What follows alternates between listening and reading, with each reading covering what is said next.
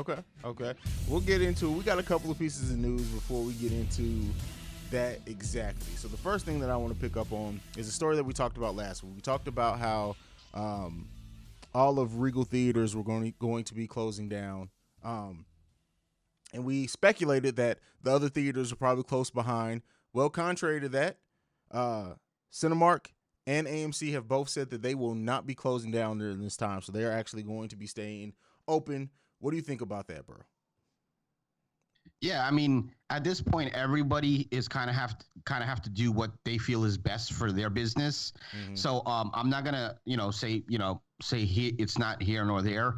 It's really up to everybody. But I'm glad that someone's gonna decide to let's keep it moving and let's try to figure out a way to best do this, not only for their own selves and their own pockets, but also for the entertainment of us.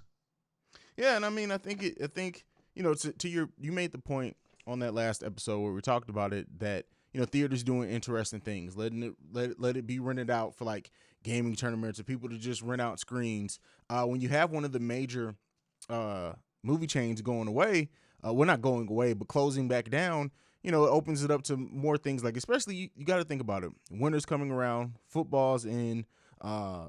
People may be more likely to try to rent out these screens to do something. I mean, for example, if you have a family that's a big Christmas family, why not?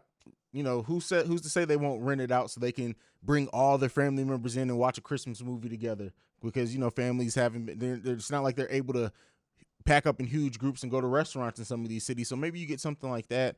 I just think overall, and I was thinking about how we're doing this. I have not seen one movie theater, at least not in my area, have it advertised to where they're doing any like a Fright Fest type thing. Like, why aren't movie theaters doing this? This is the season for horror movies. Why not get some of these licenses and just do? You're not going to make crazy money off of it, but anything that can get people in the theaters and try to break down that stigma. The things that the theaters need to be doing in this time, in my opinion, is breaking down the concern that people have about coming to theaters, if it's safe or not. Do as much as you can, so that way when the new movies do start coming out in 2021 again, you've put yourself in the best position to where people are going to come and pack your theaters as much as they can with the limitations. And I'm just surprised that something like that isn't happening. What do you think? No, well, I mean, you made a great point. I mean, I think this month would have been a beautiful month for test runs and pilots because it's the month of October. It's Halloween month. I would say going to the movie theater and watching horror is sort of a pastime that still lives on and will probably still live on forever. Who doesn't want to go to the movies to get a good jump scare, around everything? So they could have brought back some of the classics, the Friday the 13th and the Exorcist and stuff like that, and play them throughout the month. They didn't even have to charge full cost. It shouldn't really be about the money for them at this point. It's more about getting people into the act of coming out. Exactly. Buying the popcorn, coming out with the family, watching a movie for 2-3 hours. Just get people into the habit of going back out again. And then once that's in, later on, that's when you pull them in with the big blockbusters. But it's really weird that no one is really doing that. And I don't know if the fear is, oh man, if someone gets it, someone gets sick or whatever, it's bad publicity and it could lead to, lawsuits or whatever the case may be. I don't know. True, but you would think, like, especially if you're staying open, you have to do something to get people in. Like, for example, me and my kids today, and we'll peel back behind the curtain, we're going to go see that War with Grandpa movie with Robert De Niro. And, it's something to do.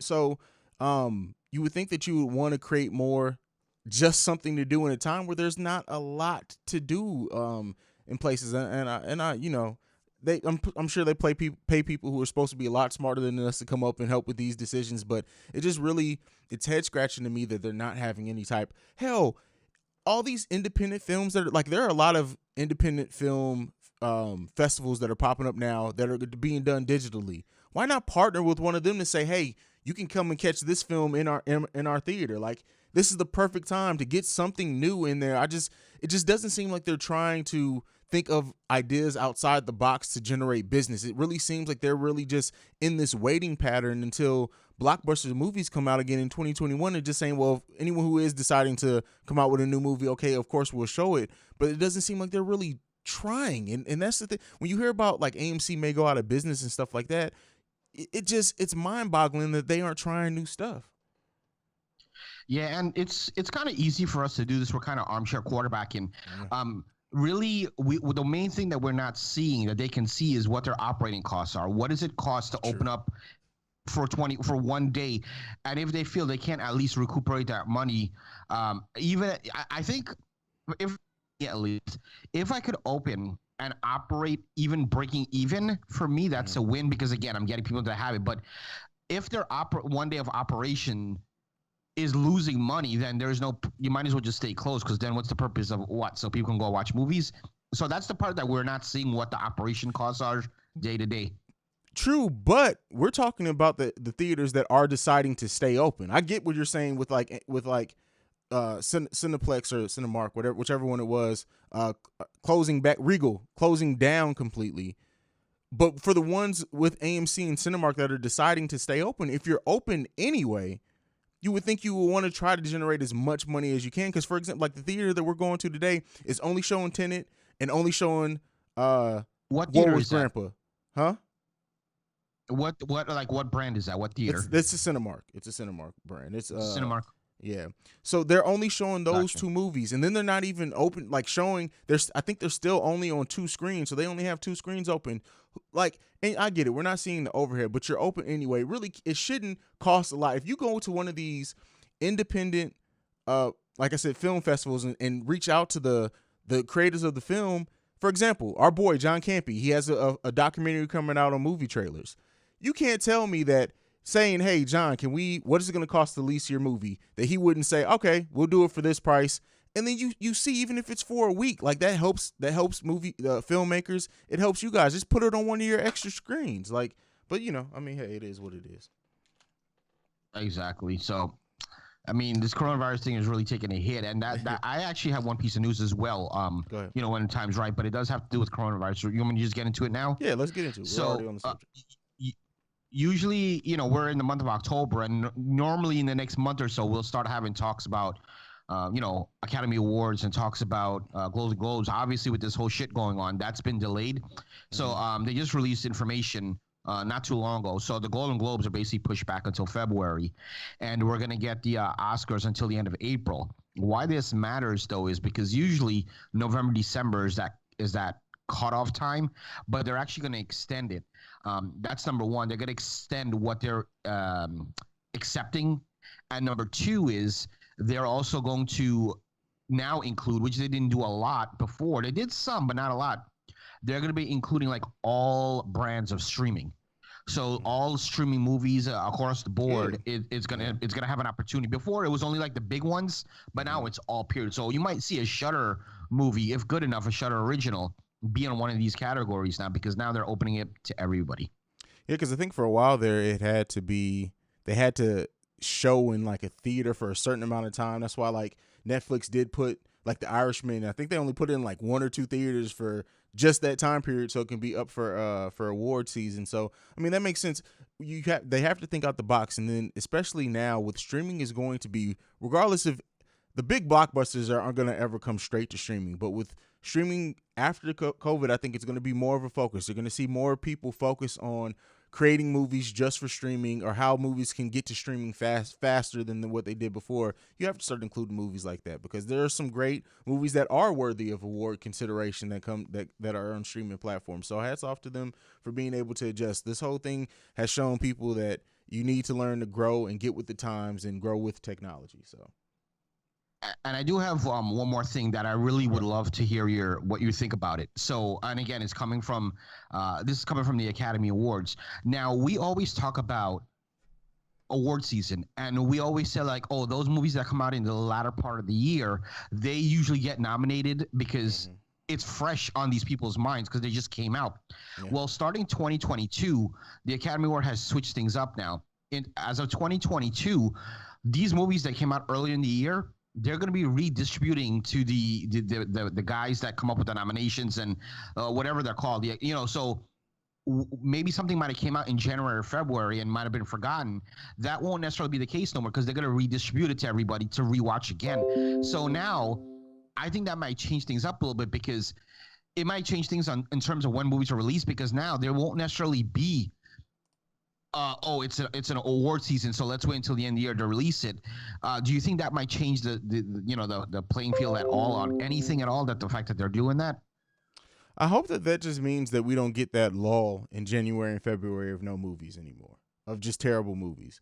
I think that could help space out some of these movies if they're going to be considering movies from they've always considered movies from all over the year, but if they're going to make sure that they stay in the focus or whatever, then hopefully relevant, spreading that out would give more time for more possible blockbusters, because we know like summer area, like it's week after week after week after week, and people, and as much as we see movies all the time, not everyone can afford to go to the theater that often. So if you spread that out to where January and February are now more of a time where people can come and go to theaters and get quality movies, that's just good all the way around. It's good for the filmmakers to be in consideration. They no longer have to worry about that date to keep pushing it off or whatnot. It's good for movie goers because now they hopefully get better movies all throughout the year. And that's better all the way around. So yeah, I agree. Yeah, that's all I got, man, in terms of news. Right. Last one I got is one that's just interesting. And so I know you're not the hugest Marvel person or whatever, but Jamie Foxx it's recently, and he's confirmed it, he's going to be in the next Spider-Man movie playing Electro, which he did in the Amazing Spider-Man 2, which is no longer in continuity, which has led to the speculation that we're going to see a mixed universe. This kind of all come along, which also plays into Marvel's plan because they have a film called Doctor Strange in the Multiverse. Doctor Strange is also going to be in the new Spider-Man movie. What do you think about an actor like Jamie Foxx? One of the roles that people shitted on him for. His portrayal of Electro, people hated in that Spider-Man film. What do you think about somebody like him, who is an awards-winning actor, to get another shot of it and to be in the actual MCU universe? What do you think of that? So I'm gonna have to phone a friend to my brother here, and before I answer that question, let me ask you, because I don't know, I'm not versed in this. The Electro character, can you tell me a little bit about the character, not Jamie Foxx, but about the Electro character? What is he about? What is he mean? The reason it matters is because, well, it matters because you're asking me if Jamie Foxx is gonna be a good fit for the character. I can't answer that because I don't know who the character is. Not necessarily. Jamie. So no, I'm not asking you if he's gonna be a good fit for the character, because Jamie Foxx is an actor who can do anything. So that's not it. It's not about him being the fit for the character. It's more so about, what do you think about this character who was in a different universe, in a different portrayal and universe of Spider-Man, them bringing him back into this MCU more. So it's not about the character. Don't even worry about the character. It's more about, it'll be right, like, for example, more on Electro himself. Yeah, let me put it this way. It'll be like, you remember how Christian Bale played John Connor in that one Terminator movie and never played him again? Yes. So imagine if they took him out of that, that's no longer in continuity, and then brought him back into a new Terminator movie they were doing to play the same character, but in a different storyline, a different universe, had nothing to do with this portrayal before. Something like that. I'm trying to put it in terms in the series that I know you know about. Yeah, that's kind of weird. That's like saying that's really weird, because you know him as one way and one character, and then he's coming back in the same series sort of as a different thing. So yeah, that's kind of weird. For those who don't for someone like me who doesn't watch, and I watch, I'm not even gonna know that was even a thing. But for guys like you who are, comic book heads that know these things, the intricate part, they're gonna be like, what the hell? But I guess they'll probably have to do a good job of educating people before that. Okay, Jamie Roll's playing this, and this is blah blah blah blah blah blah blah. So I think it'll be fine. Either way, I don't think it'll matter at the end of the day, because like you said, Jamie Foxx is very talented. People are not gonna give a shit. He's gonna go out there, he's gonna kick ass, he's gonna do his thing, and that's it. People won't really care. Yeah, there you go. That's my I will say though, is that I am trying. But I just started rewatching from like the beginning. I'm trying to watch all the MCU movies. I saw Iron Man 1. I saw Hulk. What was after Iron Man 1 and Hulk again? Was it Iron Man 2? So it was Iron Man, Hulk, yeah, then Iron Man 2, and then Thor, and then Captain America, and then the Avengers. That was the phase 1. And what's after Avengers? After Avengers, the next one after Avengers is, what was the first movie of phase 2? Iron Man 3? I think so. Yeah, I think it was Iron Man 3. That's I've seen all of phase 1. I'm working on phase 2 right now. Okay. Cool. Trying to get on your level. You got a lot, bro. You got a lot to go to get on that level. But